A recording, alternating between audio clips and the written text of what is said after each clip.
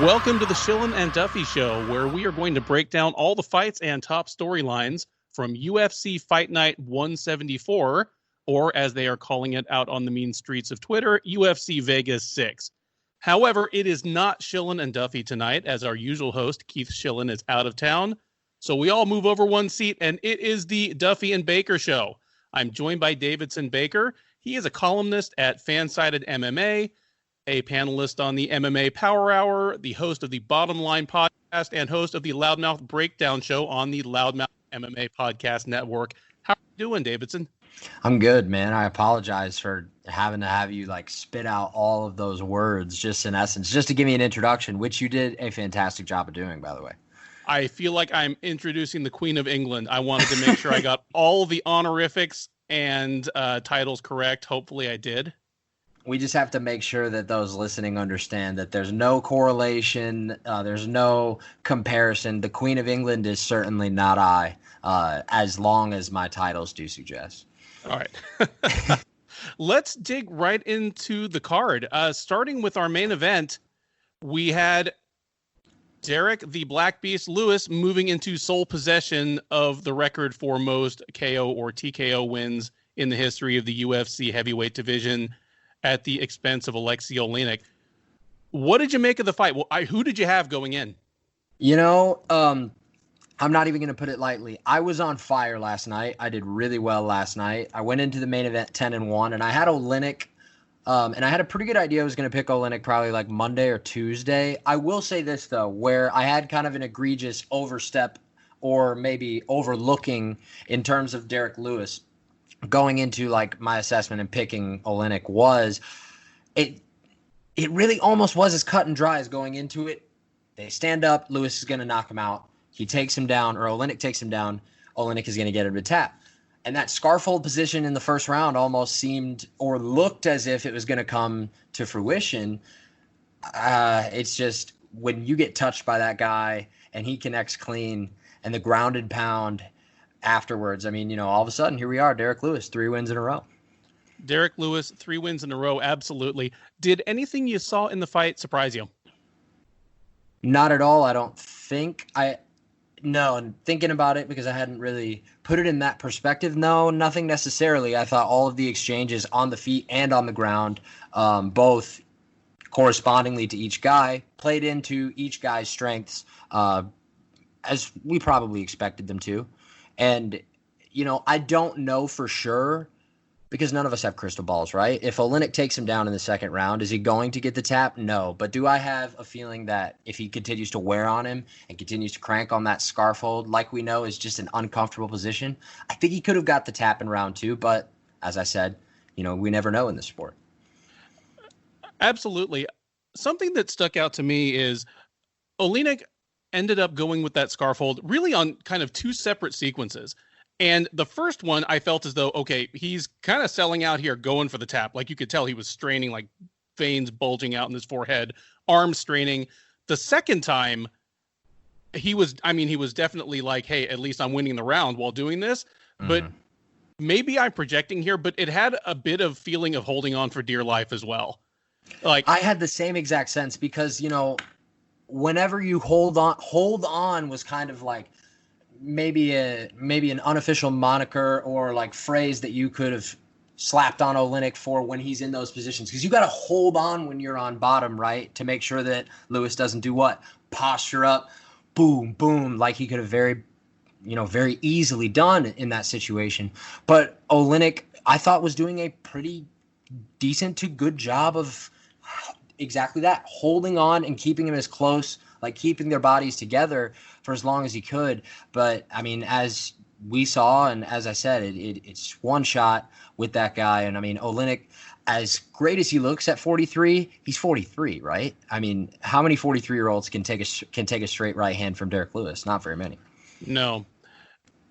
Another thing that I'm becoming more concerned with as Oleinik ages is his gas tank is definitely starting to betray him a bit. It's not a good look when you're the more tired looking fighter than Derek Lewis in the second round. It's really not. No, it's not. I agree with you 100%. And I kind of, maybe to my own fault, I thought, look at the guy coming into this fight, going into his last few fights. The guy, you couldn't have guessed he was, on the north side of 40, just given the shape he was in. You could have maybe at the beginning of his UFC tenure. This guy has gotten in impeccable shape. People obviously, given the submissions that he has on his record, just chalk him up as a ground fighter. He's knocked down and put out dudes in the UFC. I mean, this was a challenge that Derek Lewis had to deal with on multiple facets. Now, do I believe he's king cardio and could go 25 minutes with Tony Ferguson? No. But do I think that he put up where it was put up or shut up for Derek Lewis this week with a lot of things people were getting tired of seeing in the fights that ailed him? And I think he delivered in a lot of ways. While I do think we need to see more. I completely agree. And one thing I'd throw up in Lewis's favor is, while his conditioning is almost a running joke, where every single fight he's like, this is the one where my back finally feels fine. This is the one where I'm really working out, even though he's doing 45 minutes 4 times a week over at 4 ounce. But he is not only the UFC's all-time heavyweight leader in knockouts, he is the UFC's all-time heavyweight leader in knockouts in the 3rd round or later. Even when he looks tired and he's huffing and puffing and things are looking more labored, he has the ability to throw effective offense still. It's kind of Yoel Romero-like in that way, where even though he looks exhausted, even though the output has dropped way off, he's still got bricks coming at you. Then the name that you spit out was exactly the guy that was on my mind, and surely the listeners of this podcast who are of the well-informed variety had to be thinking along the same lines, right? Yoel is that 3rd round finishing threat, and you've got to put now, obviously, as you mentioned, Derek Lewis. That's a fact. I did not know that. He's the leader in 3rd round knockouts at heavyweight or in all of the UFC. I know he at least is at heavyweight. I don't know about in UFC history, period. I've not mathed that one out. I need to ask the homie Jay Petrie about that one. Yeah. Unless you have any other reflections on the fight, let's move on to matching up these generously sized gentlemen moving forward. Derek Lewis. It's hard. Doing? It's hard not to look right in the face right here. The immediate lean and instant thought when you look at it on paper is Blades, right? I mean, they haven't fought yet. These two guys' names were thrown out amongst each other, I guess, throughout the week. I noticed that a couple of times throughout. And again, like most of Curtis Blades' matchups, this is a very friendly matchup for Curtis Blades. But it's going to be the same song and dance as in both Curtis Blades or like a Derek Lewis or like a Francis Ngannou's types of fights, where until this trilogy, 6 sleeps away, oh my God, I can't wait, is concluded, I mean, it's just we're going to continue to be in this holding pattern, right? And how many number 1 contenders do we have at heavyweight? Francis is clearly the guy. Yep. And then Lewis and Blades are almost just kind of waiting in line behind him unofficially. So that's what I'm intrigued to see going forward. And do you see an avenue where they don't make that fight? I mean, of course there is, but that has to be the one that makes sense. It's the only one that makes sense to me. And I could see the UFC kind of holding its cards until after this coming Saturday, kind of depending on the outcome. Who wins? Does Cormier, in fact, retire, as he has stated all along he's going to? Because the only real variable is that Cormier and Lewis have fought each other, and it was a fight that would leave nobody wanting to really see a rematch. Which blew my mind last night on the post-fight show. I don't know if you caught it. That was Michael Chiesa's preferred matchup going forward. He said, I want to see it next. And he said, get this, if DC beats Stipe, love Michael Chiesa. He's done a great job on the desk. But I was baffled when I heard him say, if DC beats Stipe and walks away into the sunset, vacant title fight, Ngannou versus Lewis too. Is he out of his mind? Is he out of his mind? Maybe he just wants to kind of schedule a smoke break or a nap around that. But speaking of matches that do not need a rematch anytime soon. But so we seem to be in agreement that Lewis versus Blades is the fight to make because Ngannou's next in line no matter what. Right. I mean, you would think. Okay. Just immediate impression off the dome. Who would you have between Blades and Lewis? It would have to be Blades. There's just, again, this is very Monday morning quarterback. I mean, this is very, you sit here, you make a fight, you think about it for a few minutes. I mean, Israel and Paulo Costa is a good example. When I first thought, maybe even back, International Fight Week a couple years ago, and they're jawing each other, oh, that could be a fun fight one day. I think I have Paulo, but thinking about it over time and letting it saturate, Israel. I don't know if I'm gonna. I don't sense that here. Like Curtis, as far as the paths to victory and paths of least resistance, I mean, all the boxes check, all in the favor of Blades. And in this sport, yeah, you can finish one guy with one shot, but you can also be dominated on the ground by a guy like Curtis Blades for 15 minutes, and I see it going that way. I'm leaning towards you. It's another fight where, well, is it going to look like Cormier versus Lewis, or is it going to look like Ngannou versus Blades? I think it's more likely the former. Lewis has good takedown defense. He is a shockingly nimble guy for someone who walks into the cage at 280 pounds, but Blades, I think, is the premier wrestler in the heavyweight division right now in terms of his takedowns and his top control. And I know we've exhausted, the whole Derek Lewis, but I do want to ask you one thing from your perspective about Derek, at least in last night's performance. He seems, at least in his 3-fight win streak, we were both there in Houston for the Latifi fight. Did he overwhelmingly win that fight? No, but does he to me in his last 3 fights seems more consciously aware of position, whether he's standing up or he's on the ground. He's never been a guy that doesn't know what to do on the ground. Like, he's not a Tai Tuivasa on the ground. That's why he's finished a lot of people on the ground. Yeah, I mean, you know how that goes. But it seems like, as you said earlier, my back's finally going to be healed for this fight. The same thing we hear from him all the time. Are we potentially starting to see a form of Derek Lewis that takes onto, going about those steps in ways where his performance benefits? I mean, we'll see. 3 fights in a row would certainly suggest.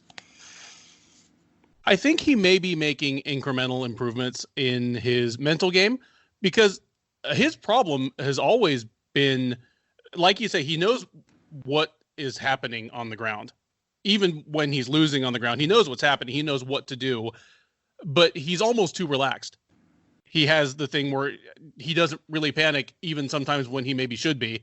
Mm-hmm. Against Cormier, he didn't really show any signs of panic until he was getting choked out.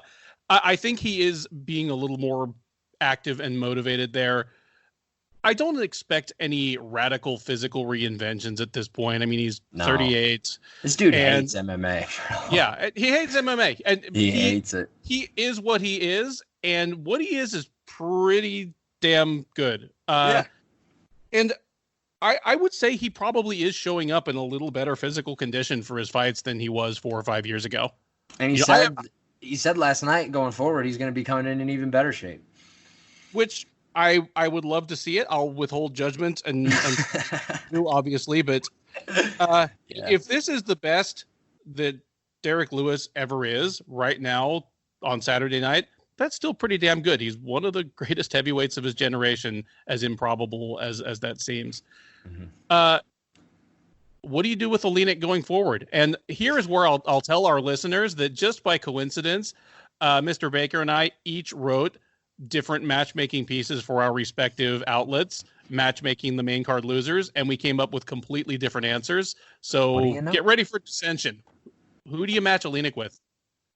This one was tough, because what hat do you put on, right, in this proverbial situation when you or I are behind the keyboard and we have to play the Mick Maynard or Sean Shelby? You could go through a couple of different doors, right?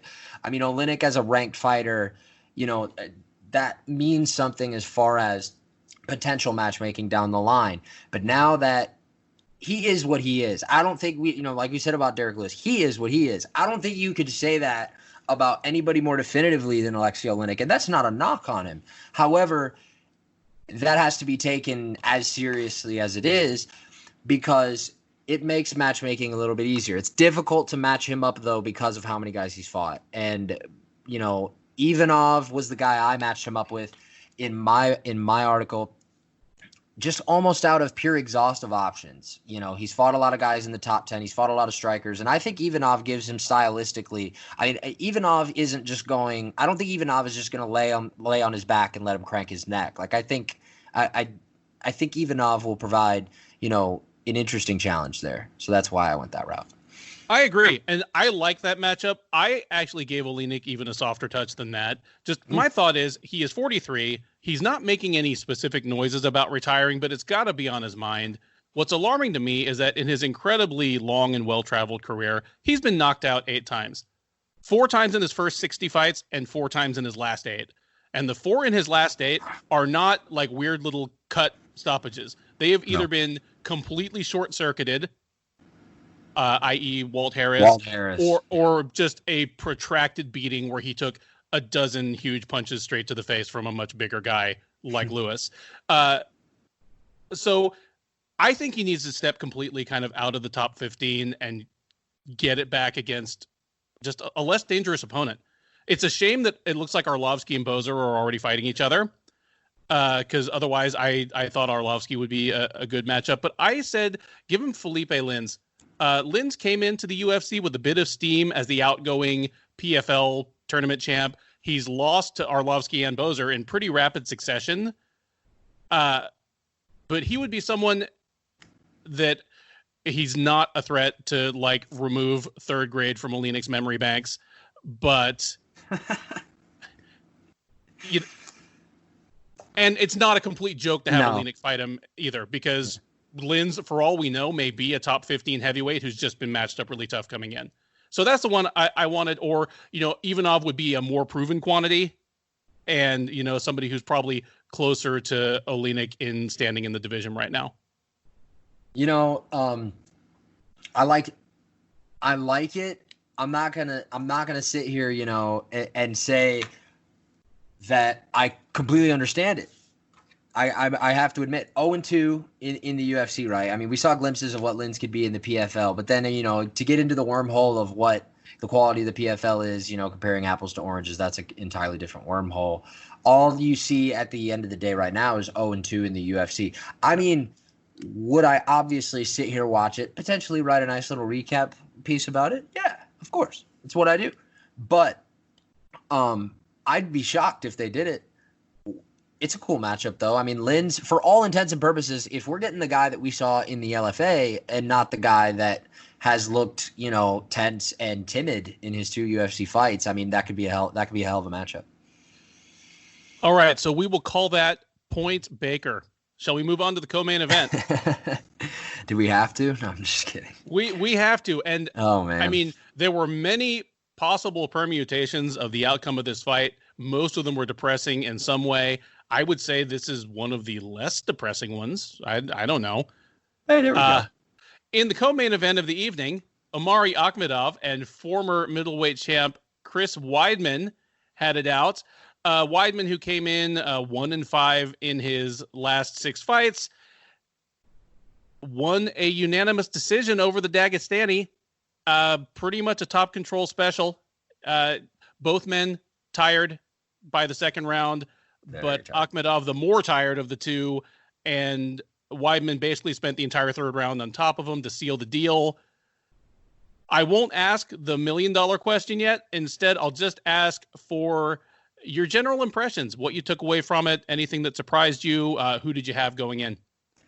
I did have Weidman going in. I thought he was going to get the submission that I had foreseen at some point whenever he was in favorable positions on the ground and he was being active on the ground.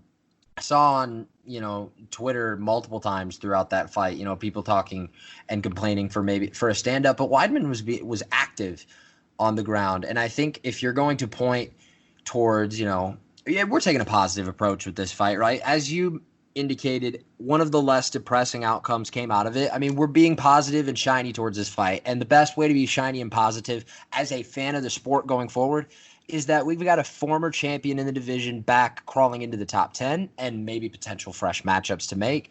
maybe, dear God, not stop the Anderson Silva trilogy talk, people, please.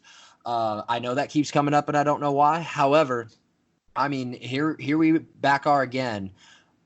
Weidman coming off of a win that he so desperately needed.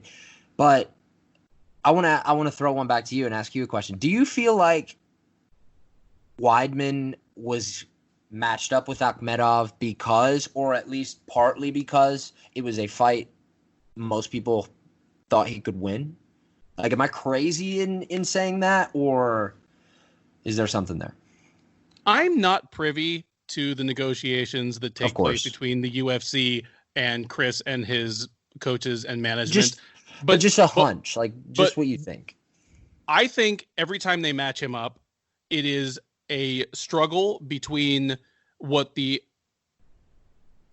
promotion thinks is appropriate competitively and commercially, and what he is willing to accept in terms of how hard a matchup it is. I think that even on the 1-5 skid he was on, I think Weidman goes in there every time thinking he's going to win and thinking he should be one win away from a title shot. He is, and I don't mean this as an insult at all, because this is something I think top level athletes need, but he is an incredibly confident and cocksure guy.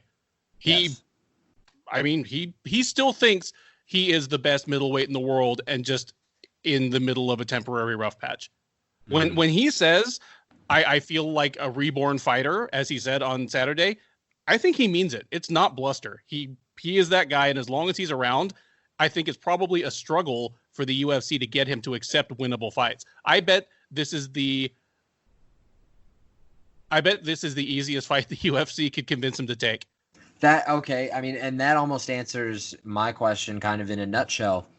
And I know we're going to get into the matchmaking in just a second, but part in which my mind was operating going forward with Akhmedov was of the same narrative kind of with the guy that, like we said, when we get to matchmaking, I matched him up with, is like, if you're going to look at the top 15 at middleweight, right? And do I think that they sit there and go, who's the most winnable fight in the top 15 for him? No, I don't. But do I think that matchmaking is strategic? Of course. Do I think that there are avenues and lanes that are made and created by the UFC brass in order to create more favorable matchups for them and the fans? Of course.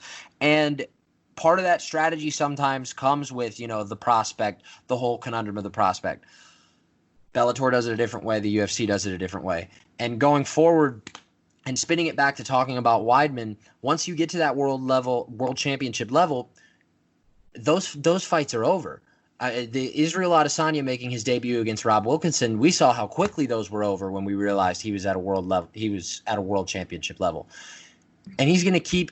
All I'm saying is that's going to be the easiest fight, potentially easy, kind of harsh, but for him stylistically, one of the more favorable matchups he's going to get for the rest of his career, right? Mm-hmm. Oh, for sure. And I think the UFC probably has to treat people like Weidman a little differently, because you look at his last now 7 fights, it's been a murderer's row leading up to Akhmedov. And I've seen some people say with each successive matchup, why are they trying to kill Chris Weidman? My only point is, my guess is that Weidman was insisting on the hardest possible matchups. I think they probably would have given him a little bit of a break or a bounce back long before this, but he's finally at a spot where they were like, okay, no, we can't keep giving you top 5 guys. Right. Until you fight or two. Of course. And I mean, what we have to take into context as well is look past the tapology images, like look past the records, move past it on paper. Remember his fight with Jacare?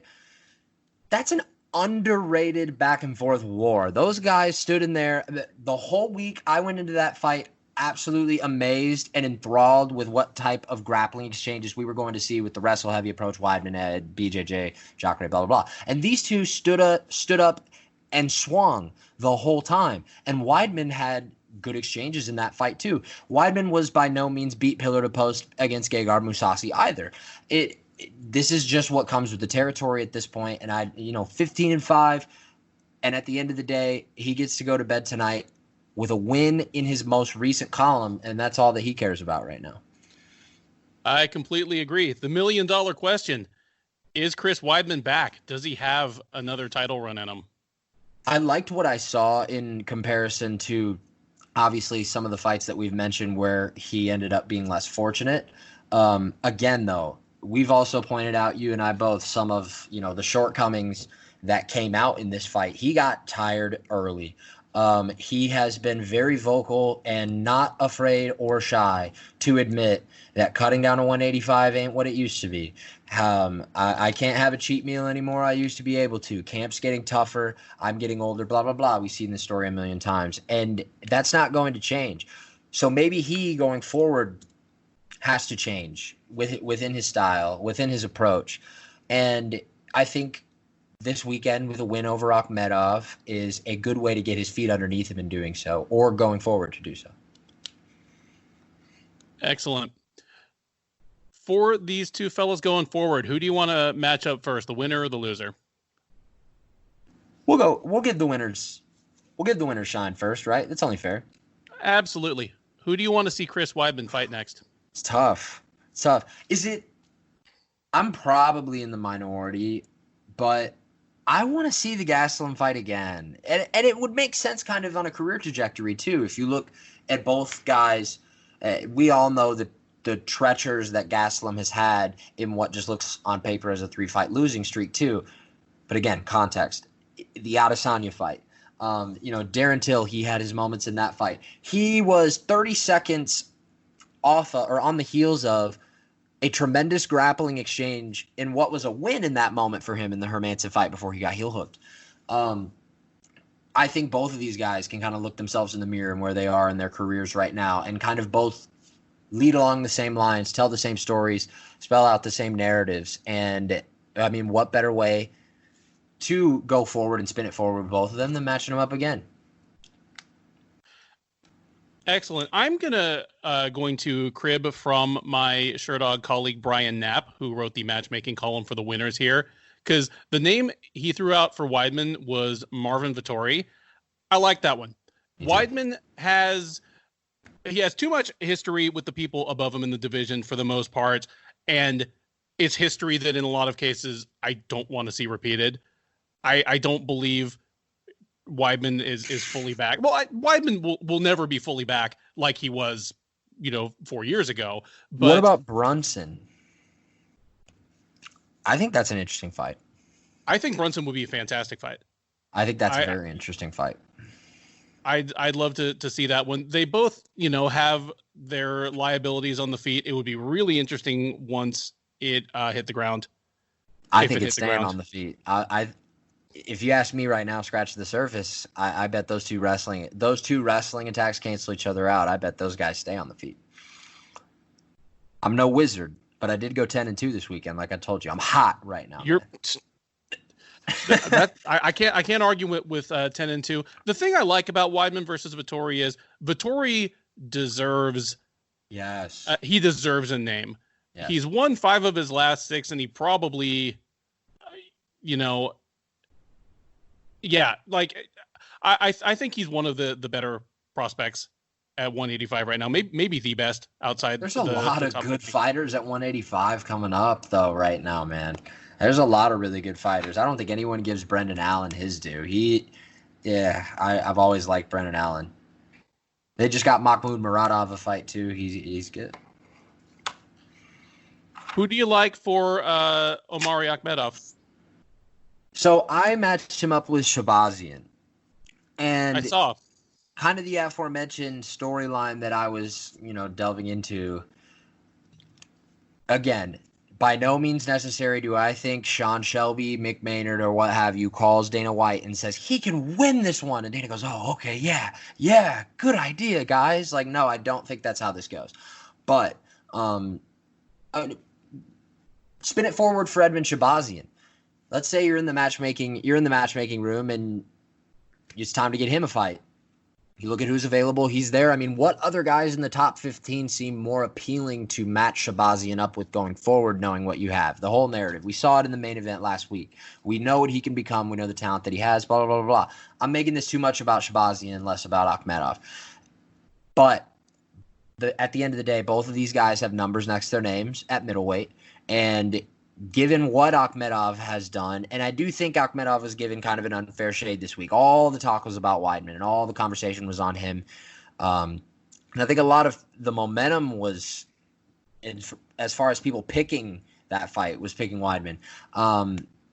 He has a number next to his name for a reason, and anybody with a number next to their name against him makes sense. But Shabazian was one to me that just jumped off the page.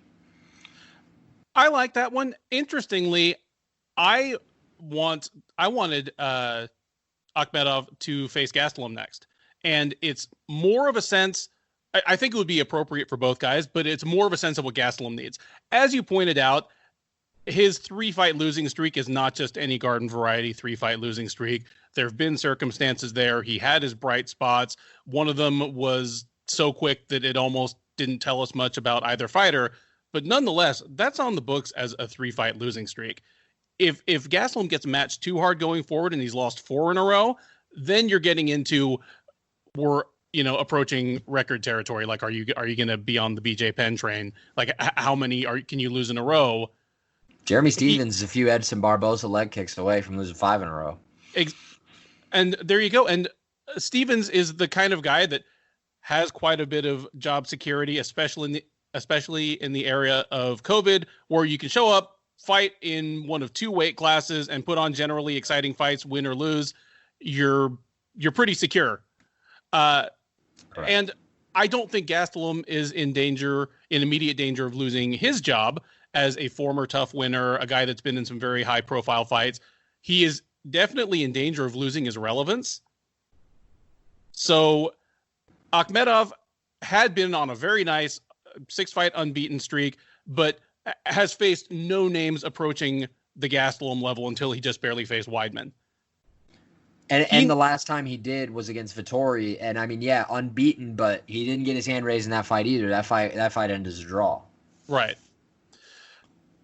So yeah, I want to see Akhmedov versus Gastelum.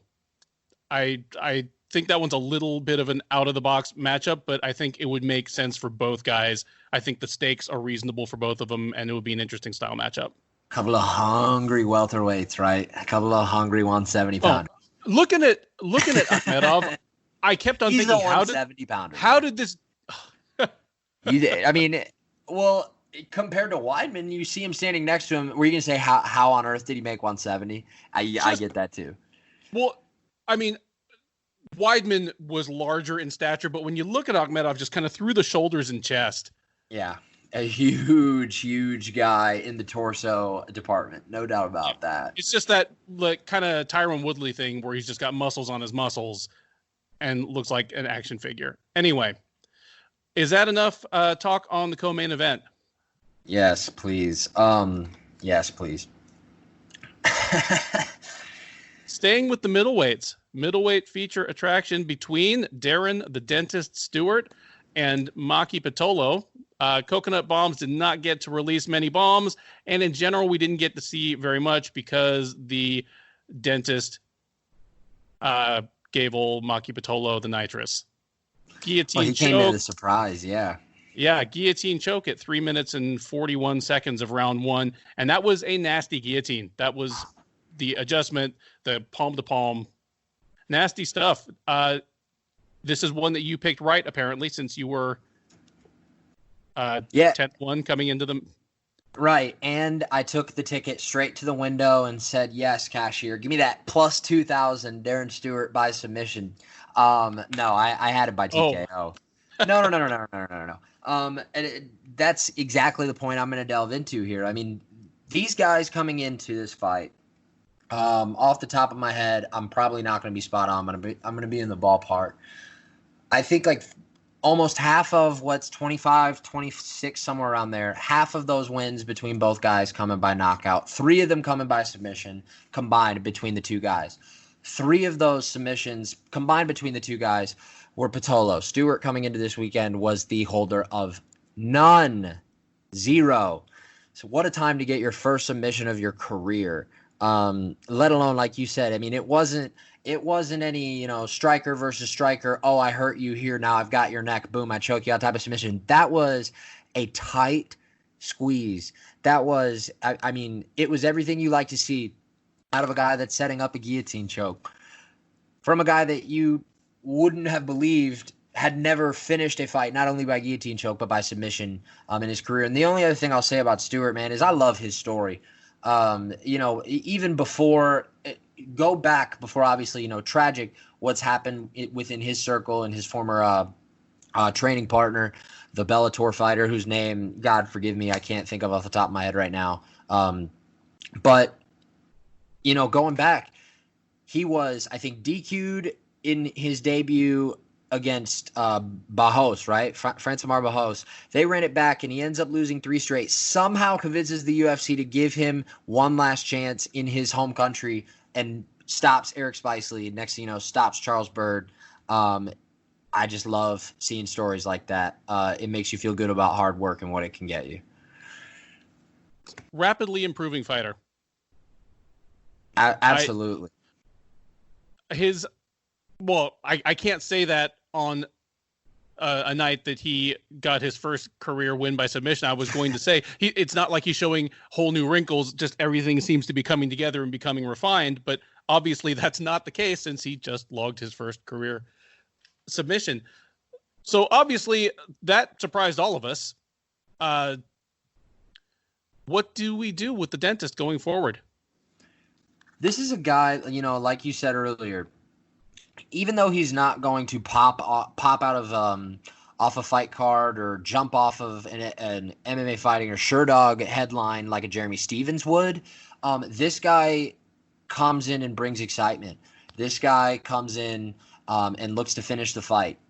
And that's always kind of been, his MO. Even when he was on a losing streak, he fights within the confidence that he's a world champion, and that's something that you can have in your cap inside the cage. Middleweight, pick your poison. There's a lot of good matchups to make him up with, but here's the conundrum too, because there was quite a bit of argument in the thread of one of my tweets. His last fight against Bartosz Fabinski, right? Is that a UFC fight or a Cage Warriors fight? That took quite some time for it to be settled until Brad Wharton, who does play-by-play for Cage Warriors, came in and said, we were told it was a Cage Warriors fight. So technically, I think he's on a 3-fight win streak in the UFC, technically. Right? Do you matchmake him like a guy that's on a 3-fight win streak in the UFC? Yeah, I remember when that fight went down. So strange. Why did they even do that? Why didn't they just not fight? I don't know. I mean, make a paycheck, obviously. So yeah, but make a paycheck. But I'm inclined to, as much as you can, kind of discard the Bartosz Fabinski fight. Just I have no idea if it would look like that if they fought again. I have no idea if it's really indicative of their relative skill levels. Yeah, and I mean, you just kind of scan the crowd at this point. There's just guys kind of hovering around that top 15 mark. I mean, guys, I know that he just had a very scary episode, and praying and hoping for a speedy recovery. But I mean, a guy like Trevin Giles seems like to be a fight that makes sense. If Kevin Holland continues to say he's going to drop the 170 and not ultimately always drop the 170 every time, we could see that fight. That'd be a good time. Or the guys that I mentioned earlier, like Brendan Allen, Mahmoud Muradov, guys like that. I know Muradov's booked, but there are a lot of avenues you can go with a guy that brings excitement, or at least tries to. Maki Pitolo he's had a bit of a rough run since he joined the UFC after winning on the Contender Series last summer. He's now 1-2 in the promotion across 2 different weight classes. The only win was over Charles Byrd that we just mentioned, has also lost to Stewart, but that was Bird's 3rd straight loss, and he retired immediately afterwards. So, I mean, that's Pitolo's lone bright spot in his UFC tenure so far. Nonetheless, as a recent graduate of the Contender Series, and again, a guy that's there and can show up and fight in potentially 2 weight classes during COVID time, probably more than safe in his job. My thought with this one going forward is, in a couple weeks, Zach Cummings is going to welcome Alessio Di Chirico to the middleweight division. I think give Stewart the winner of that, give Pitolo the loser of that. Makes sense. Timelines make sense too. Yeah, I mean, just timelines make sense. The UFC right now is making matches with the dudes and the ladies they've got around, and then grabbing new blood wherever they can. Right. Just make the match with people that are just going to be in the same building 3 weeks later is my thought. Got any different thoughts for Patullo? In the column, in what I wrote yesterday, I kind of went the route of, when you get to being 1-2, there's no record in the UFC, believe it or not, quite like being in a position when you're 1-2, right? And what do I mean by that? Most of these guys, when they come into the UFC, unless there are extenuating circumstances, it's believed and widely considered that most of these guys, unless everything I know about this is wrong, sign 4-fight deals when they come in. 1-2, do the math. You're going into your contract fight. You are potentially coming off back-to-back losses, more than likely coming off a loss.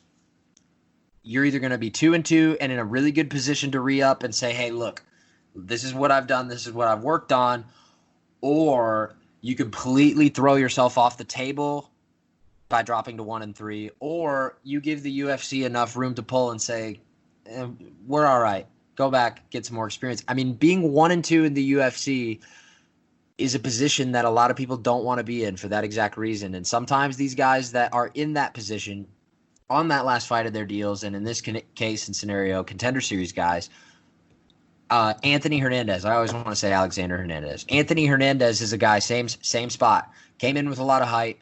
LFA champion, 1-2 in the UFC. I hate to put like a winner keeps his job, losers sacrificed and voted off the island kind of thing. But I mean, here we are. Hey, now you don't vote him off, you beat him off. I have that from Dana White's mouth. There you go. There's no better way to put it than that. No, the Contender Series vets that I've spoken to personally, several of them have alluded to 4-fight deals, and it is a famously stingy deal compared to what some people get that come into the UFC through other avenues. So they are probably wanting to get to the end of that contract with at least some bargaining power. I think you're absolutely right there. I think a lot of fighters go into that too, foolishly enough, thinking like, that's plenty of time. I mean, that's plenty of growth. Like, think about how I can space these out. And the next thing you know, you've been knocked out a couple of times and you don't even make it to your third fight. You never know. Yeah.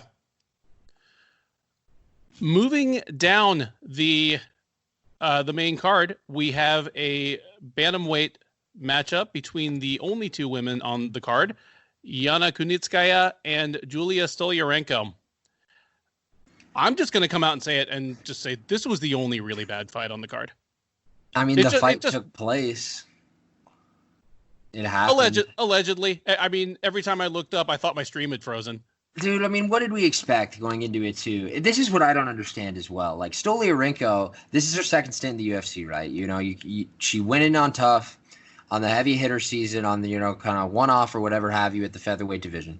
And, she loses to Leah Lutzen in the finale, goes off. Somehow, some way, 3 girls allow her to armbar them in 30 seconds in a row.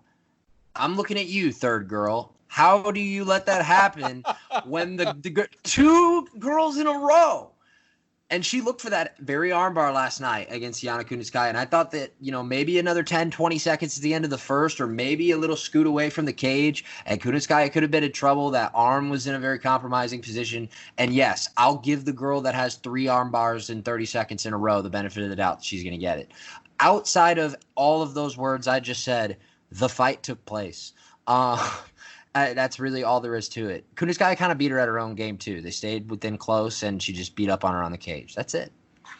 That's pretty much it. The alarming thing to me, well, not that alarming because I wasn't emotionally invested in Julia Stolyarenko's MMA career, is that she was at a substantial disadvantage in technique as well as strength every time they touched and clinched. Just Kunitskaya mashed her against the cage for what I think was literally 11 out of 15 minutes of the fight, and Stolyarenko could not get off the cage. Kunitskaya got underhooks every time, got her against the cage. The difference in strength, I mean, we spent a lot of that fight looking at Kunitskaya's back. I mean, talk about muscles on your muscles. Yeah, she is a physically rugged bantamweight, and Stoliarenko was just squished. I mean, she was reduced to trying to climb the tree in the first round. I was like, what in the hell are you doing? It just looked That's like what she does, though, weirdly enough. It does not portend good things for this second UFC run, because Kunitskaya did definitely beat her out of her own game, but the UFC women's bantamweight division has a lot of strong women who are bruisers in the clinch. And Stoliarenko needs the clinch to get her arm bars. She needs the clinch to sustain her career. I mean, if we just want to put it that way. Let me ask you this. Things you would rather watch than Julia Stoliarenko and Cindy Danois spar. Things you would rather watch. Oh, well, Frozen? The inside of my own eyelids is definitely above it. This chair, like chairs sitting there, like, dude, this is the thing, and you touched on it. Going forward in matchmaking for her, how are you going to have many hypothetical outcomes other than the one that we just saw? And I'll even take it further. We keep saying beat her at her own game because given the tape and evidence we've seen of Stoliarenko in the past, that's what happened. When do you get beat at your own game so many times that it then inherently becomes not your own game anymore? You know, what I'm saying is these girls are all going to beat her at her own game. Like all of them. Juliana Pena, it'll go down the same way. Aspen Ladd, it'll go down the same way. Even lower than that. I would even say she was lucky to be facing someone in Kunitskaya who, I mean, that was probably Kunitskaya's game plan. I think Aspen Ladd would mash her against the cage, shuck her off, get with some separation, and beat her brains in. I think she'd throw her out of the octagon and off a cliff. Yeah. And I think, it's tough looking ahead for her, is it not? It is. And we'll get to the segment, in a bit, but there's every possibility that Stoliarenko just isn't UFC material at this point in her career. And she's young, so who knows, but this was not a promising look. No, not at all. Having said that, she's probably going to get another fight in the UFC. Who? Yeah. Good God. I mean, you have to really dig to the depths here. And the good part about when you match make for the women's bantamweight division, and as far as the depths of it are concerned, they are the lowest depths as far as sheer volume in the UFC. The smallest division numbers-wise, I believe, in the UFC. So there's not a whole lot of ways you can go. There's a lot of dead ends and not a whole lot of options.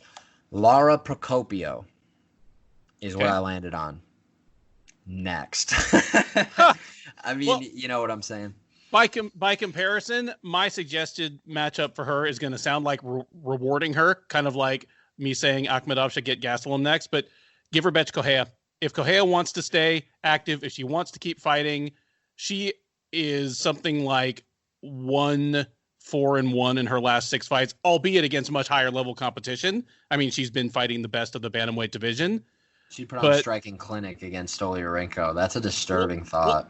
If she puts on a striking clinic against Stoliarenko, then boom, we know Stoliarenko is not UFC material. That's what I'm saying. If Stoliarenko can mash Correia against the fence, clinch her, throw her down with just a dumb scarf hold headlock and armbar, then we know something about Correia. She's not just losing to the best of the best anymore, and at 37, she actually is washed. Even though it's like a step up or something lateral for Stoliarenko, I'm also thinking about what Correia needs. That's very nice of you. That's very kind of you. No, but I mean, this division going forward, if I could just throw out one more thing about it. I mean, this division going forward, like I said, it's shallow. So you're going to get fights sometimes that at the end of the day, you're just going to scratch your head and be like, well, how did they arrive to that? Just because, I mean, there aren't very many other girls available to raise their hand, COVID or not, like COVID or non-COVID world. And that's just the reality that comes with that division. What about Yana Kunitskaya? I mean, you know, that's a tough one too, especially because I mean, this is a pretty active division right now. A lot of these girls are booked. Aldana's booked, Vieira's booked, Pena's booked. Everybody's got a fight. Marion Renault's booked. They fought though, right? Yeah, they fought. That's the other thing, is that she has history with a lot of the rest of that top 10 or 15.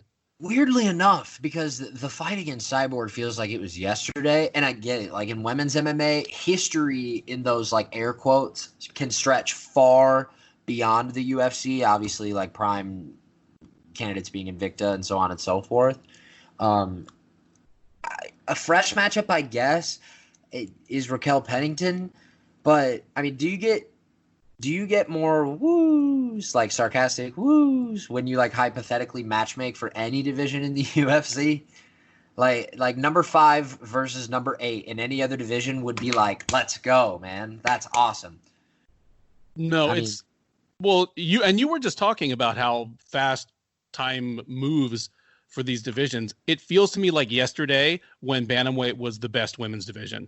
Yeah. When it was arguably the only one that was like a full complete division with, you know, a cycle of contention, and it's toast now. I think flyweight literally came up in the rearview mirror, and we're talking women's flyweight, like where we have the queen truly on her throne and all of the peasants just kind of waiting their turn, in, you know, kind of painting the picture of it. I mean, that division is as widespread from champion to contenders as we have.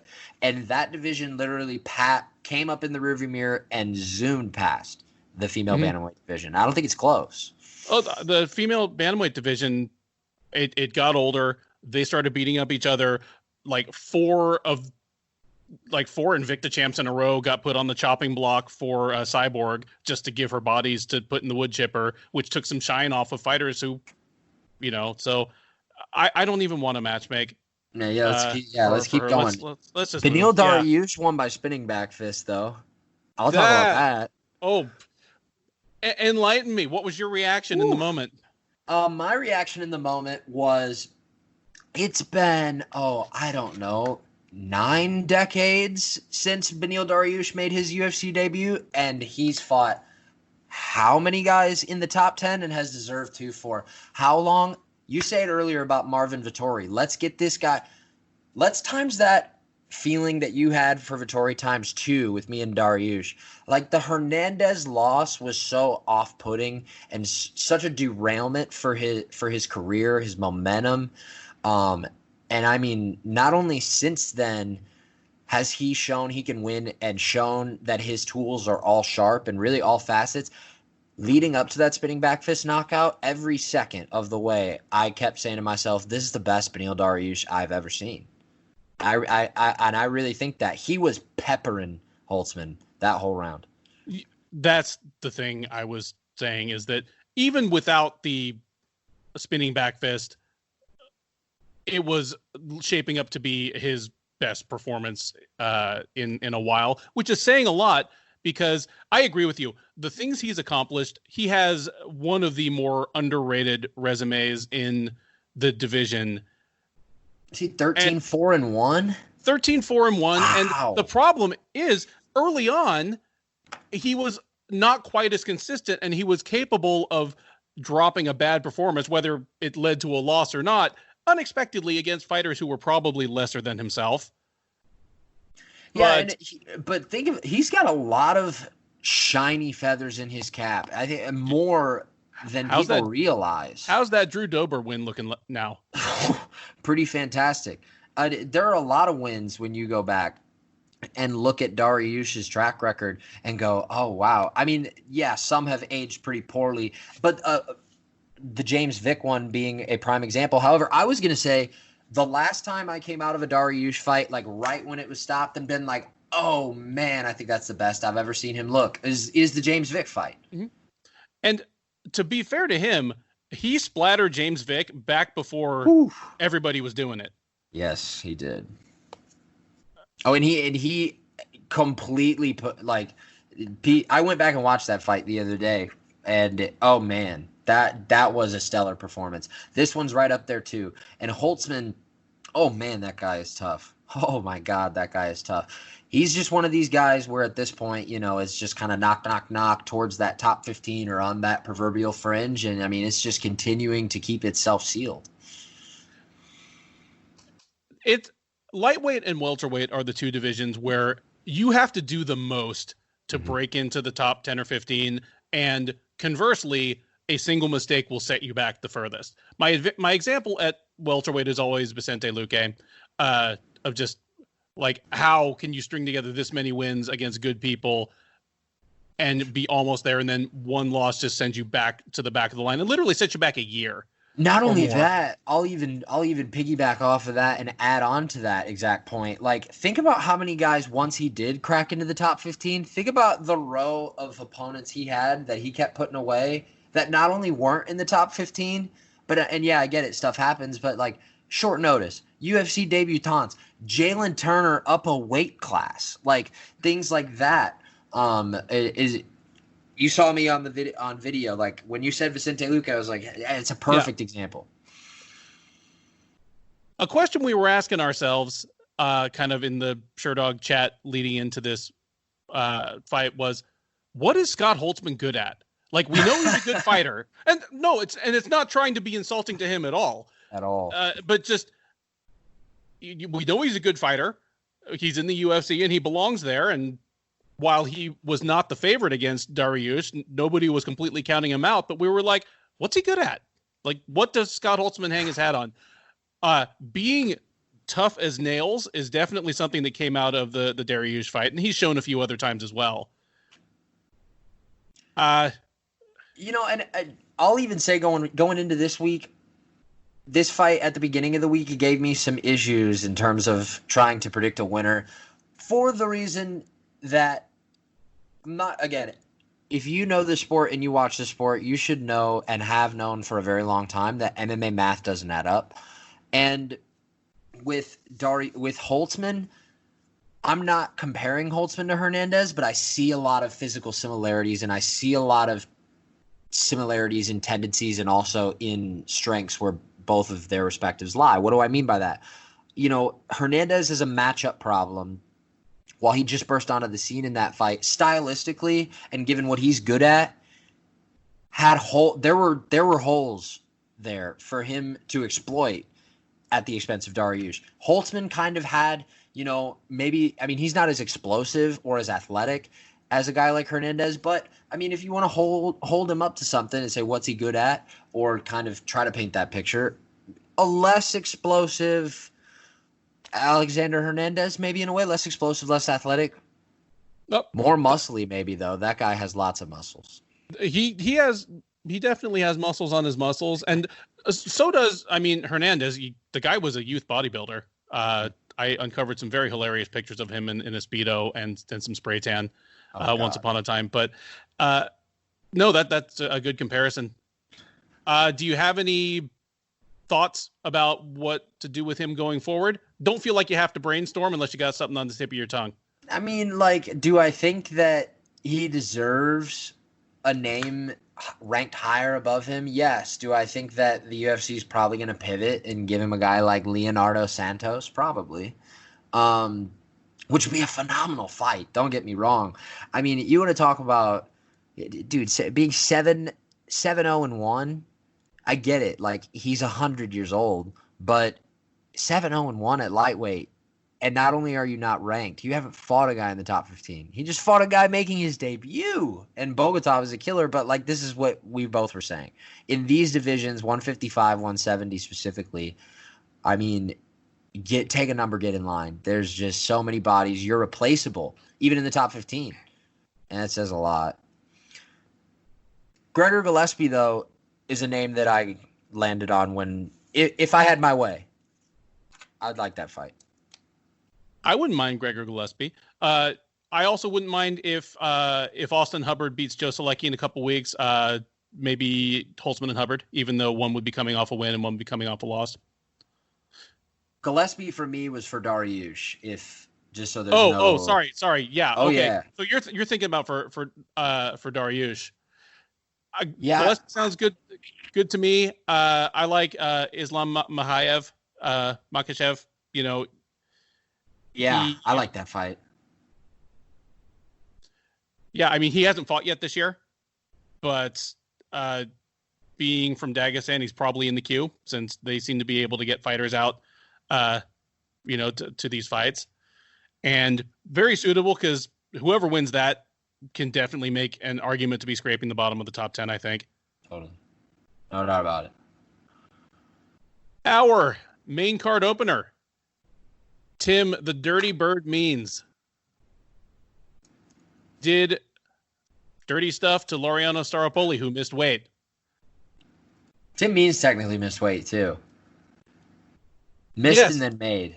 Missed and then made, and kind of, talked about that and kind of took full responsibility and apologized and, didn't seem to feel good about it. But at least he did go back and make weight. Exactly. Went back and hit the sauna like you're supposed to do. How'd you score this one?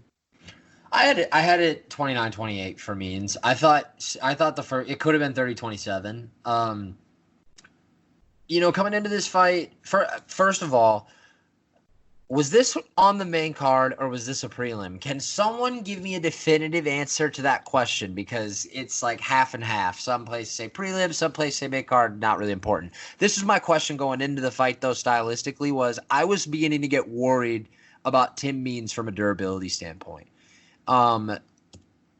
Veteran, gritty, tough, experienced. Those are the adjectives that were continuously hurled out on the broadcast. And what do people say sometimes, like, about the gritty guy? Like, he brings his lunch pail. He comes to work hard every day. It's being nice for saying he sucks. That's not the case, though, with Tim Means at all. Right. Means has been in there, with some of the best. And I was happy to see him get a win, especially in a spot where he really could have used one. Yes. I definitely another feel-good moment on a card that, delivered a few. And I agree with you. Anytime you have a fighter who has a large weight cut, is known for his durability, fighters that are renowned for their chin and their durability in their late 20s don't tend to age very well into their late 30s. That doesn't last. And if your chin was already getting checked often enough in your 20s, as your reflexes slow down, that's certainly not going to get better. But he took some shots from Staropoli, and I will go ahead and take full responsibility. I picked this fight wrong. I thought Means was going to get caught. It didn't change my mind after the weigh-ins either. I thought, well, if anything, that's going to favor Means less. Just that's that much less liquid cushioning his brain. And I figured he was going to get knocked out sometime in the first 2 rounds. I was wrong.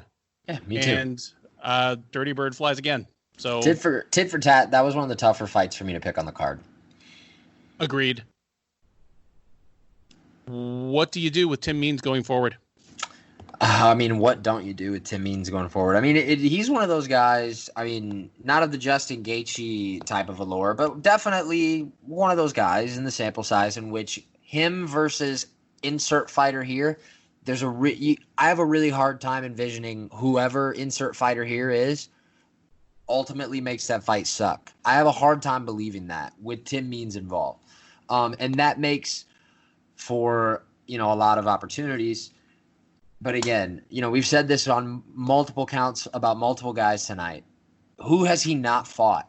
That was, I think, his 19th fight in the UFC. Coming off of a win like that, though, I kind of like, believe it or not, I was almost about to say Cowboy Oliveira. I would have been checked for that.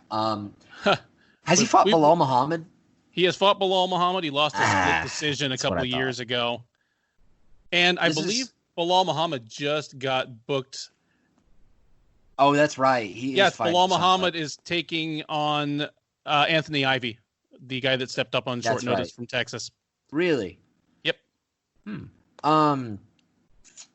Maybe a guy like a Warley Alves, like someone that's kind of, win here, lost there, I would say. Or, there's obviously no shortage of up and coming guys that are 1-0 in the UFC. Tougher to come across guys taking said fights though. With like what your Chaos Williams of the world, your Christian Aguilera's of the world. I think Aguilera's booked, but regardless. Sounds good to me. I don't know if that was a prelim, but whether we're stepping... I don't think anybody does. No, but on the broadcast, they made it sound like that was the last prelim. Right. And then they'll show it as a main card on some, and then, Yeah, just bizarre. More middleweight action. Kevin Holland took on the debuting on very short notice, very busy recently, Joaquin Buckley, and put him away with a laser counter right in the third round, sending the man's mouthpiece flying like it was a video game, but had been winning the fight anyway. Any surprises from this one for you? The emphatic stoppage, I think, was just probably the only thing that surprised me to a T. Can I also say, brilliant stoppage, fantastic stoppage that by Mark Smith. I want to give credit out where that's due. I thought that was exactly how a stoppage was supposed to be performed. You look down, Holland's looking down, kind of in that Trinaldo Jai Herbert type of thing, where he's looking down, he sees he's out. Smith says that's it. I mean, perfect. Anyway, back to another thing that we kind of joked on earlier, though. Is he going to move to 170 like he's been saying since like World War II, or are we just going to keep seeing him fight former LFA middleweights on short notice? Like, what is he going to do going forward? Just in a mindset thing. Like, he just takes every fight offered to him. He does. And my question would be whether dropping to 170 would even behoove him, whether it would even be a good move. Maybe. I mean, he's massive. Like for 170? Yeah. He's very tall. He is a lanky guy, but he has muscle on his frame. Yeah. He's not a stick figure at all. I have to imagine it would be to his detriment if he tried dropping to 170. And what's he going to get if he finds there? Or what's he going to find if he gets there to 170? He's going to find a division full of burly, wrestly dudes. I mean, he'll have more of a reach advantage, but he has a reach advantage over most people at middleweight. And a lot of welterweights have reach advantages against the guys at the top of the division at welterweight. Go ahead, take a look at the top of the division at welterweight. A lot of wrestlers or a lot of strikers? At the very top, yeah. A whole lot of wrestlers. And, I mean, that's the way that division's been literally since it opened, over 20 years ago. I don't know if he plans to or it's just something he keeps saying. I'm intrigued by it just because, I mean, you make use of that range, and he will have some serious range advantages in that weight class. You make use of it. He's a guy that can do it, too. He's a smart fighter. Don't let the talk the whole time, arrogant, brash type of guy fool you. I mean, that's a smart fighter in there. Smart fighter, strategically sound guy. And yeah, if he drops to 170, he's kind of a Ben Saunders, Mike Swick type body at that level. And Saunders and Swick were two guys that were good at using their frame and their reach. Like Saunders wanted it inside just so he could knee you into the grave, but still he was making the use of his body. Holland could be that guy, but I just don't see the urgency for it. He's doing fine at middleweight. Yeah, I mean, if it ain't broke, don't fix it. The typical cliche. It's working out well for him right now, and if it just means we'll get more Kevin Holland fighting in an arena with no fans to where we can hear him, I mean, you can go ahead and sign me up. That was definitely one of the fights where I was more excited to be able to hear the jabber back and forth for sure. Yeah, there was a lot of it.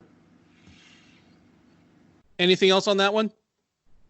No, I mean, like we said, it's. I've just been kind of waiting for the maybe not arrival of Kevin Holland. I don't think he'll be a world champion or anything of that nature. But I mean, A lot of people think that he has the capabilities of maybe, sneaking up into that top 15 or potentially the fringe of it. And, what's he have? 8 fights in the UFC now? He's 6-2, and he has lost to Brendan Allen that you've already mentioned. Yeah. Is a fantastic fighter. And then Thiago Santos, who is a title contender, the next weight class up right now. And on 5 days notice, because Dana infamously alluded to the fact that they called 35 people first and they all turned it down.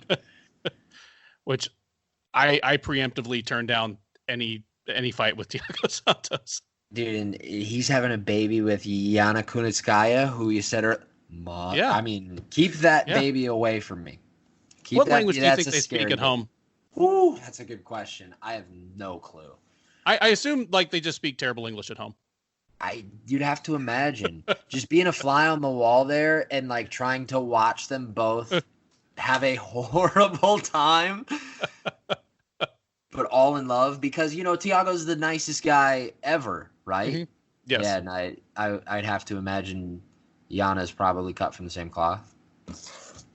Yeah, they both kind of have RBF, they look hard as hell when they just make a straight face. But yeah, just two of the nicer, more approachable people in the sport. With the hammer, tattooed the size of an actual, patio chair on his torso to go with it. Just a nice guy. Super nice guy. I don't know if he's a nice guy, but I do know that Nasrat Haqparast looks exactly like Kelvin Gastelum in his lightweight prelim. He took a pretty straightforward unanimous decision from Alex Munoz, winning all 3 rounds, at least on my scorecard, and I believe on all the judges' scorecards. Yeah. My scorecard as well. It was I saw a lot of the old tendencies from Haqparast in this fight. I almost got the feeling, without being inside his head, that at least in the Dober fight, he had almost, coming off the knockout to Silva, almost, gotten a little bit of a too big of a whiff of himself.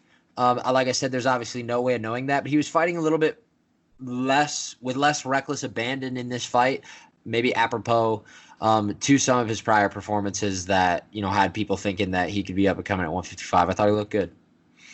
I thought so too, and I would agree that he was probably a little, not tentative, no, but just a little more structured, buttoned down in a lot of the exchanges, especially early on. Later in the fight, when it looked like Munoz was getting tired quicker, when it became obvious that Munoz wasn't going to be able to get him to the ground and keep him there on any consistent basis, then he started to open up a little bit. It looked to me like he was having fun by the 3rd round. But yeah, to me, that looks like your standard lightweight, bottom of the contender pool fight where one guy survives and advances. The other guy, notable that Munoz that's the first loss of his career, but otherwise. Off of sheer talent and ability, I will say I was pretty disappointed in Munoz's showing. I was expecting a little bit more from him. I thought this fight, contrary to the odds, I actually thought this fight was one of the closer ones on the card, and I think Munoz was being overlooked a little bit, but clearly maybe people were looking in the right direction. I think he's got some things he needs to tighten up.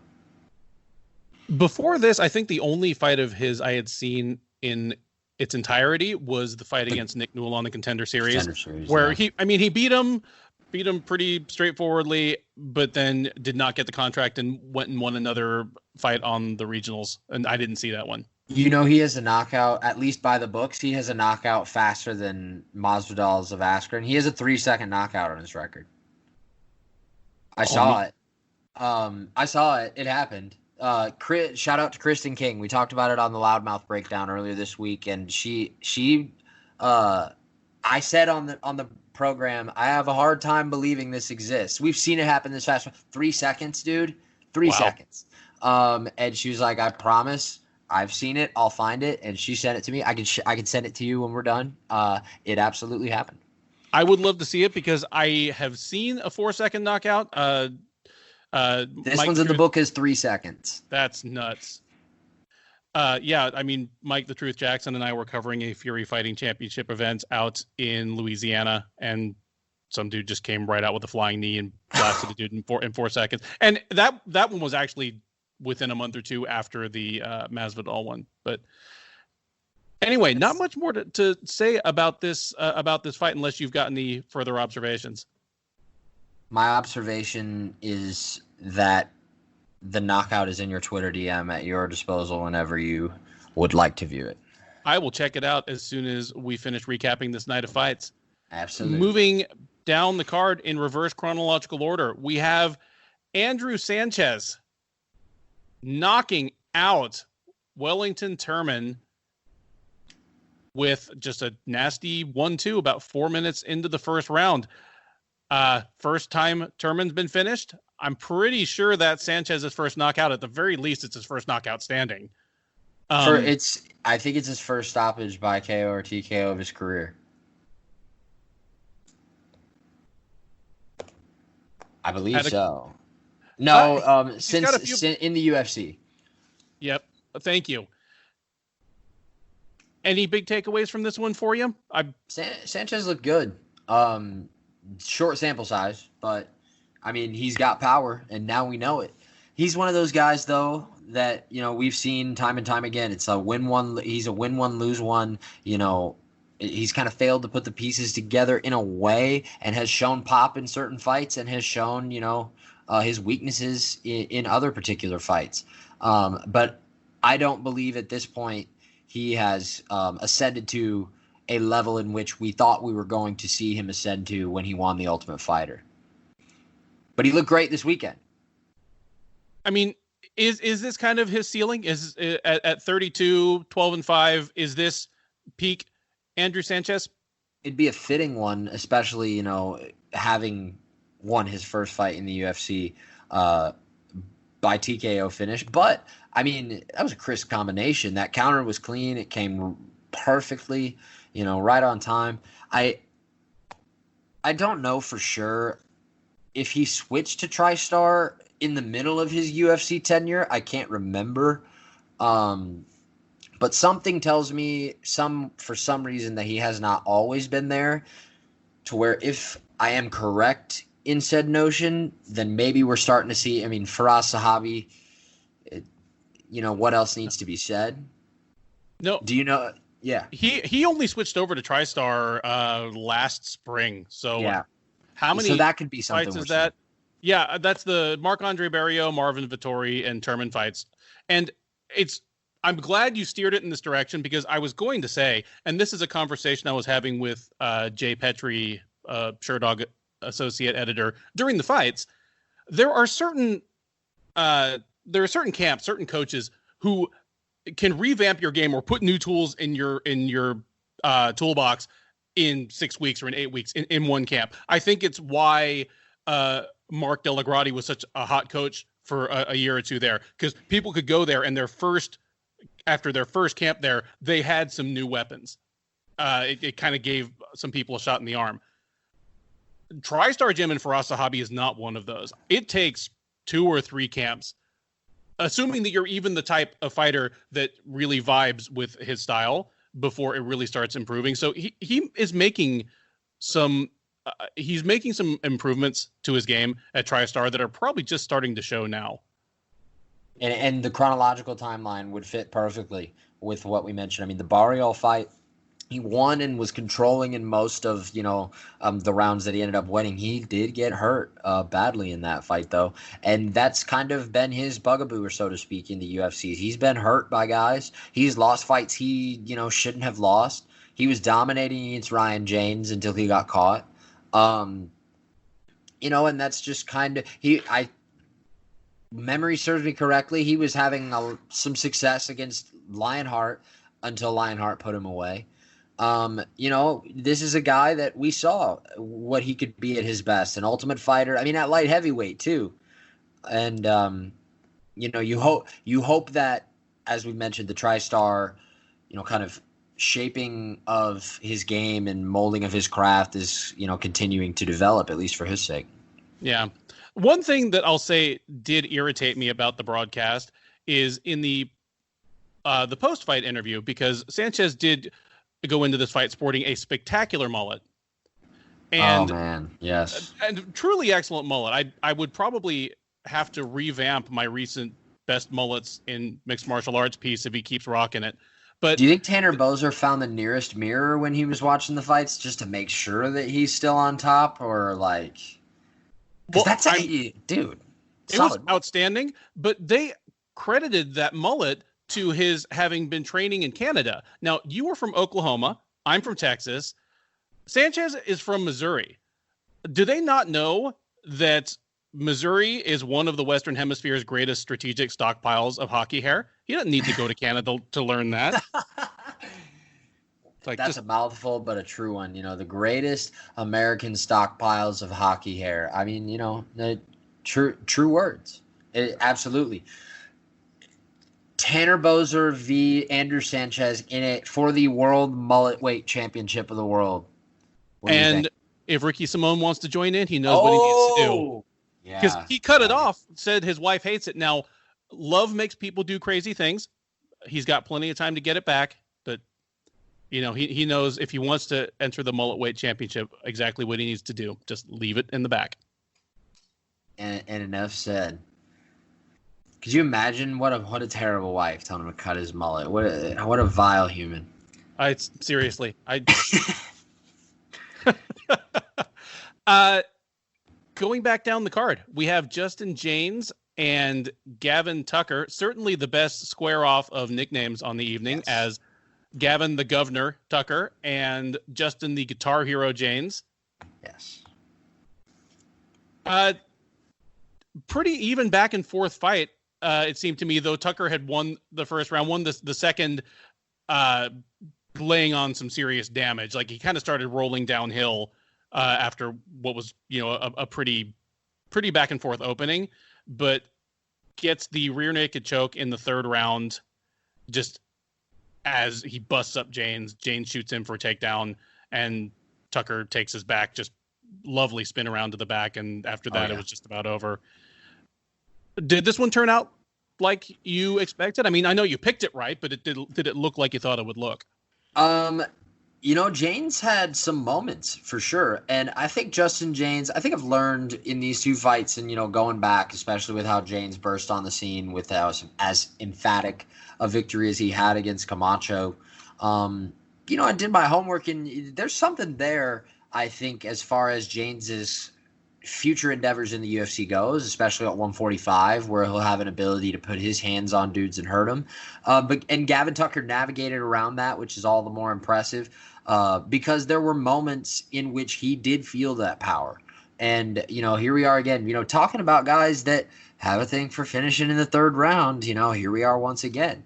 Back-to-back rear naked choke finishes in round 3, and if it's the 4-fight deal kind of narrative that we consistently and have talked about on this program, 3-1's definitely not a bad spot to be in, especially in that division.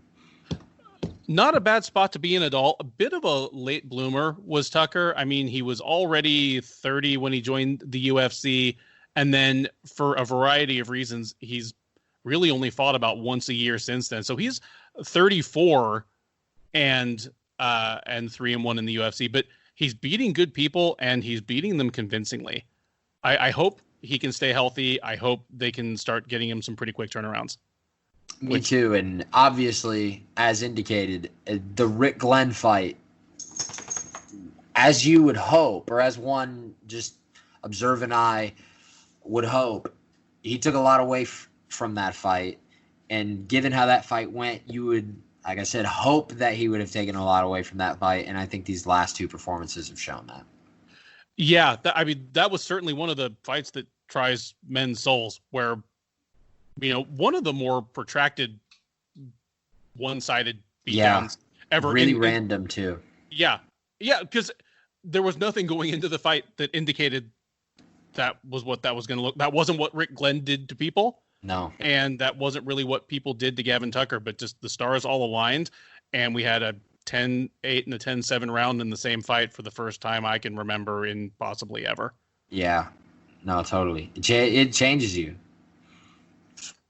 But in his case, apparently for the better. Correct. Absolutely. One of the hottest properties in the UFC stayed sizzling hot. Youssef Zalal, on fairly short notice, steps up 10 pounds to featherweight, takes on I believe it was debuting Peter Barrett. Yeah, fresh off of Dana White's Contender Series. And Slippery Pete seemed pretty confident going in. Did not get the job done. Loses a lopsided decision. Quick question for you. Higher ceiling, Youssef Zalal or Sean O'Malley? Sean O'Malley, in my opinion. But it's very, very close. And I want to be very clear when I say that. Is O'Malley going to be the guy that obviously and understandably so gets the co-main slots, and I'm talking not right now and as we sit, I'm talking going forward and if the wins continue to stockpile up respectively. Zalal is an interesting character. He's a really bright guy, but he's also a very different guy, especially in which how his personality gives off in great ways and in good ways. But he's not Sean O'Malley in that sense in which as far as people being brought to the television set who may or may not have seen him fight before, but had heard about him through word of mouth. I mean, the level of likelihood that Sean O'Malley fits that bill over Youssef Zalal is going to continue to hold serve, and rightfully so. However, tit for tat talent-wise, I mean, I tweeted out yesterday, there are 3 guys in the UFC right now that fight at 145 that are 3-0. One of them is Youssef Zalal, one of them is Movsar Evloev, and the other one is Giga Chikadze. And it took Youssef half the amount of time to get there than it did a third of the amount of time. I know injuries, but that Evloev did. I mean, this guy is so fast. He's so crisp. He's so clean. He's going to be a problem. He's going to be a problem. Did we learn anything about Barrett? Do you think he has staying power in the UFC? Did he just run into the wrong lawnmower, basically? I think if I were to visualize it, I think his manager got the phone call after Steve Garcia was supposed to fight him. They're like, oh, God, thank God, cool. Well, at least we got to fight. Who are we fighting?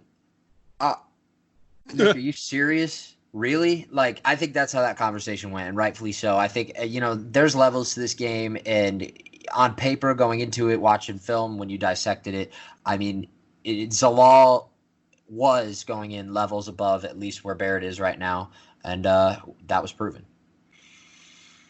Outstanding. Agreed. I'm interested to see Barrett's next couple fights in the UFC. I think there are people he can beat. Me too. Just Zalal's going to do that to a lot of people. In our opening bout of the evening, bantamweights, we've got Irwin Rivera against the debuting Ali Alkazi. And split decision. Fight. Yeah, very close fight. Split decision in favor of Rivera. Actually, I mean, Sherdog's 3 scorers, one of whom was me, gave a split decision to Alkazi. Only one of the 3 of us thought Rivera won. Jay Petrie and I both gave it to Alkazi. So clearly hard rounds to score. Who did you think won the fight? I had it 29-28 for Rivera, but I mean, it's one of those where if you had it 29-28 Alkazi, no, I'm not going to lose sleep over it, nor would I argue with it because it was very close. These are 2 guys that I'm going to be interested to see for different reasons going forward, and I think an appropriate opener for this card. Irwin Rivera came in, a few weeks ago, and I think really earned his spot on the UFC roster. Let alone, some of these guys, everybody earns their spot. It's just some guys have a fortunate turn of events in which another guy trips and falls on a cord, and then boom, he's fighting on short notice. Not everybody gets those opportunities, and I think Irwin Rivera earned his opportunity in the UFC with his last performance against Giga Chikadze, and came in and doubled down on it this weekend in a weight class where, he's going to have more success and on a full camp. Interested to see where he goes from here. Same. The UFC definitely has a soft spot for people who will step in on short notice against someone like Chikadze that they're trying to put over. Like, obviously, they are getting some promotional investment behind him. And, yeah, Irwin just went in there, took his lumps, and I'm glad he earned another shot. And I'm glad he made good on it. And it does still leave me wanting to see more out of Alkazi. Me too. And how about Jordan, first fighter in the Al-Qaisi becoming the first native fighter from the nation of Jordan? Which I was surprised when they said that. I immediately started picking my brain because I was like, could that possibly be it? And sure enough, it is. Yeah. So congratulations to him, and he's going to have a chance to fly the flag at least once more, I imagine. All right, that is the entire card of UFC Fight Night 174. Next up, a segment that we like to call the Cut List, where either Mr. Baker or I can offer up one or more fighters from Saturday night who we feel should be cut from the UFC. This is not a slam. Like, fighters leaving the promotion is the way that room is made for new talent to move in. And in most cases, the fighters who get cut have every chance to win some fights and win their way back in. Having said that, was there anyone who fought on Saturday night that you feel should get the scissors? If there's going to be anybody, and I think as you and I alluded to, we find it unlikely, it's Stolyarenko. I will say, though, Maki Pitolo's seat's getting hot. That's kind of how I view it. I think everyone else, as far as the cut line, just flat out being cut, it's probably safe. Danger is creeping into the back of the minds, though, at least from my vantage point, of Stolyarenko and potentially Pitolo here soon.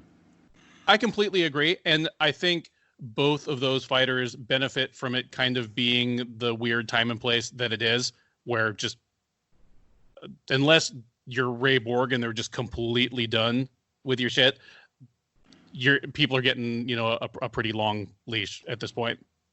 Like, it's Pitolo would definitely be on more of a hot seat if not for the fact that he could potentially fight in two divisions, and again, he's there and he can fight.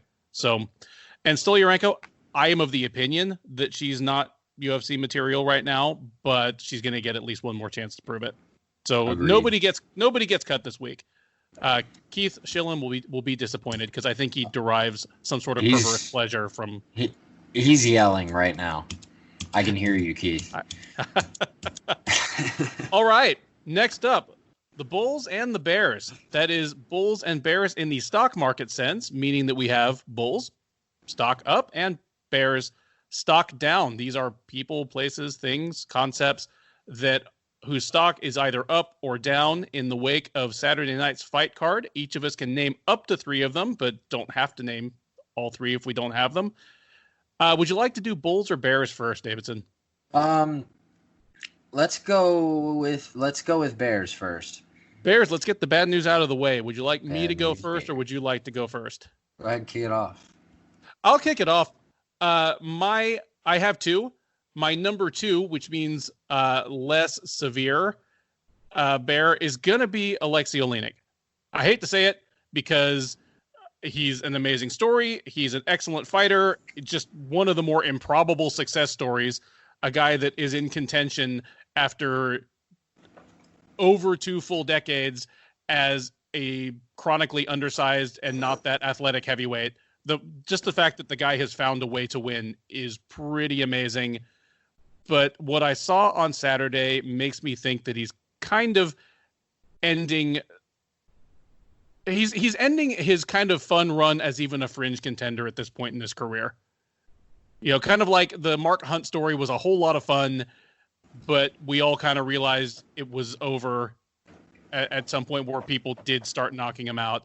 I think Oleinik's reaching that point as well. I think he may have reached his high water mark in the UFC, and I just hope the backslope of his UFC career is not too painful. It's moments like these where, given the incredibly accurate, statement that you just gave, guys like Greg Hardy looked at themselves in the mirror and said, I can be in my prime at 43. UFC it is. Like, you know what I'm saying?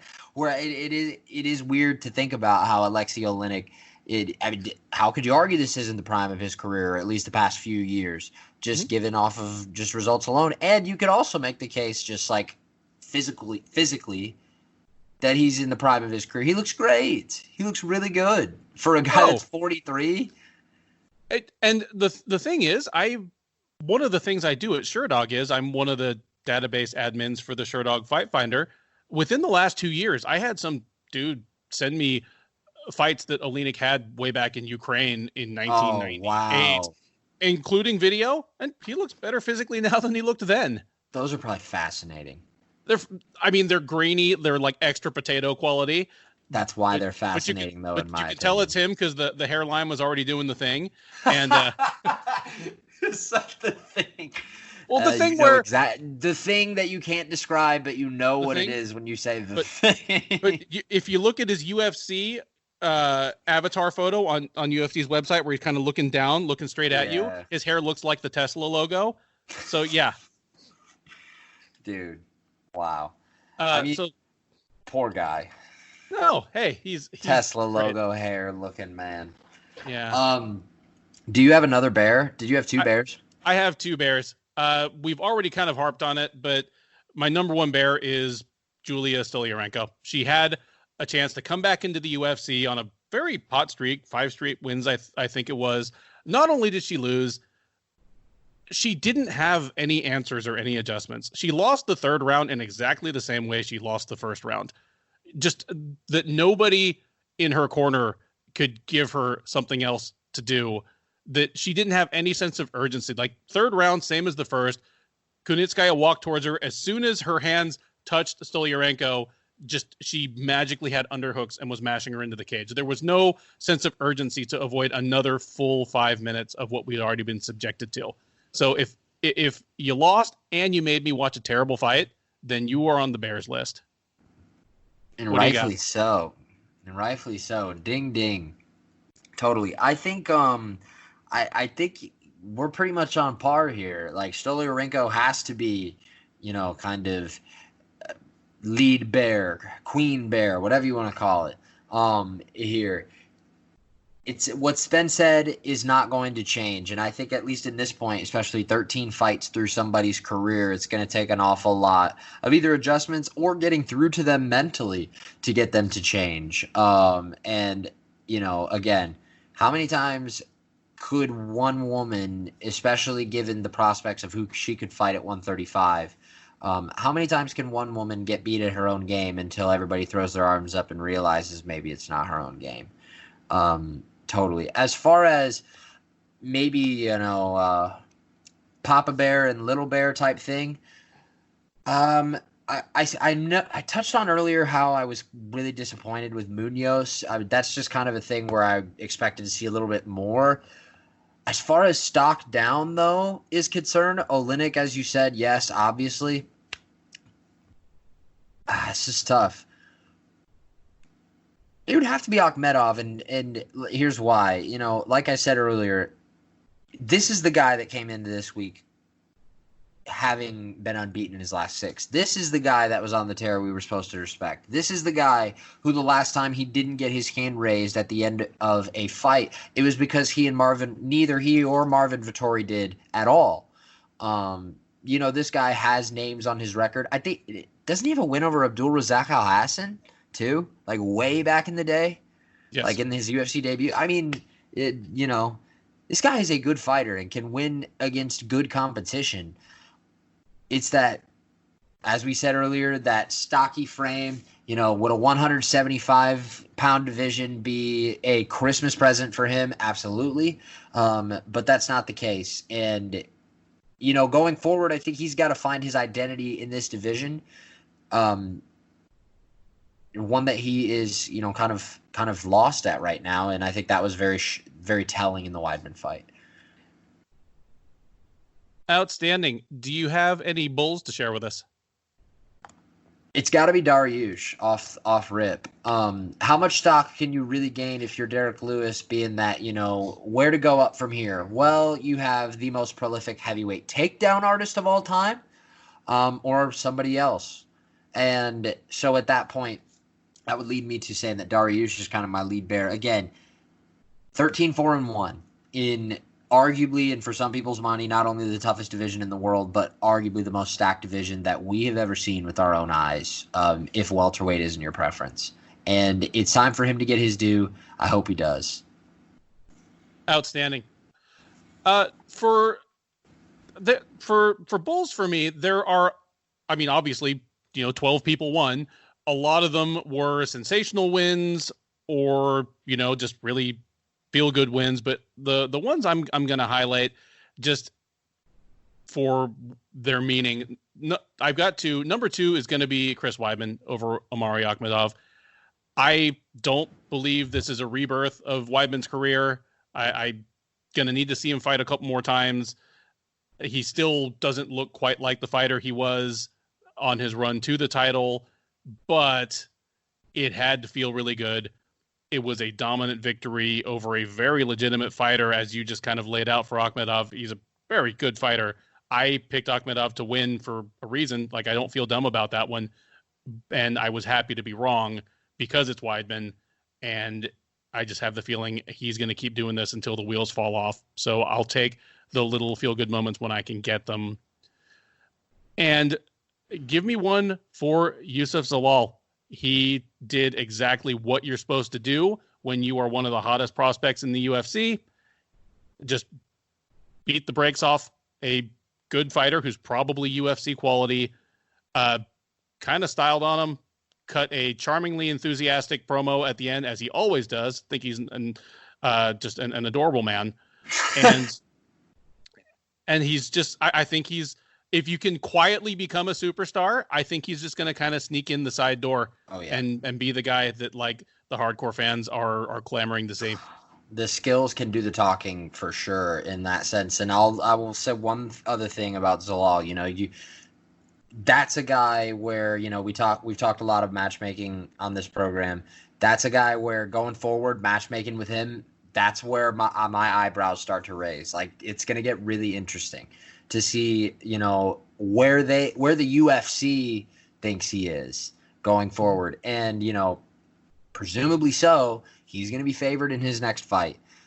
Should he win his next fight, 4-0 at featherweight. Now we're getting into, Ryan Hall, Sadiq Youssef. I don't even know if I could say Arnold Allen, because I think Arnold Allen is something stupid like 7-0 or 6-0 or 7-0. But like and those guys are all in the top 15.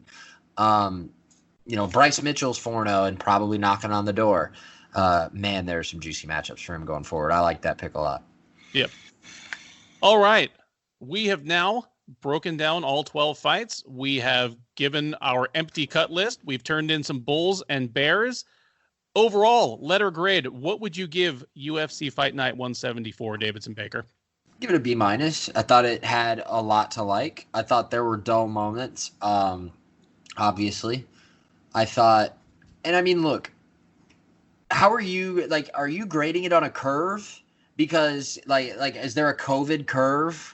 Like, for example, this is not, take COVID out of the picture. They could, for all intents and purposes, I don't know, be in Boise, like this weekend, in front of a crowd. And, so many things could be different, right? Like, are you guys grading on a curve at all? Like, is it just straight up like the action inside the cage?